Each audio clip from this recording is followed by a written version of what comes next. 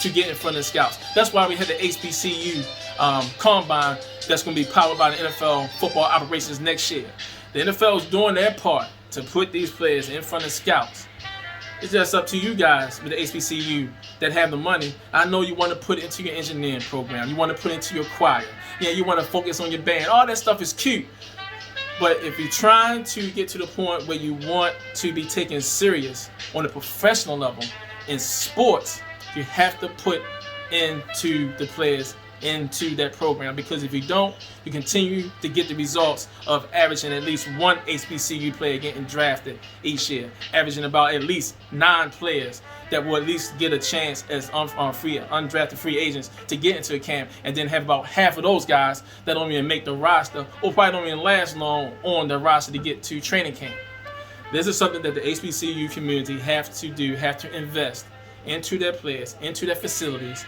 Yes, I know that you want to build the big buildings and you want to compete in that way, but stop crying foul, pointing fingers at the NFL as if they are to blame for the lack of a presence of the HBCU in the NFL. Now, we have some good players. We have your Derek Slenners of the world. Yes, we know we have your Tyreek Coins of the world, and I think hopefully he's getting a lot better from turning his ACL last year. I'm looking forward to seeing what he's going to do in 2021. We have some talent that is there. The talent at HBCU levels there, yes it is. But it continues to get diminished because the community, the schools are not putting into their programs, and that have to change. I believe y'all guys can do it. I know you guys can do it. Like I said, it's not to expose. I mean, let's look at it. Look at this field. This is terrible.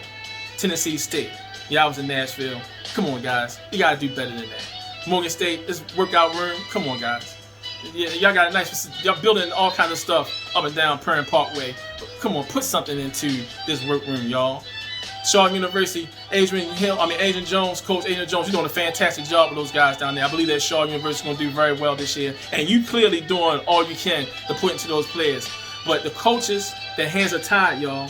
Their hands are tied. Stop making promises to these head coaches at the HBCU level, guys. If your administrator is going to say your coach is going to have an office, you're going to have a space, you're going to give this, you're going to cater to them so they can put into these players so that players can be able to have a career on Sunday afternoon. Thanks a lot for tuning in on this segment of the Lock and Talk podcast. We hear about NFL starts tomorrow today. I'm your host. For more about this episode, go to Lock and Talk podcast on YouTube and subscribe.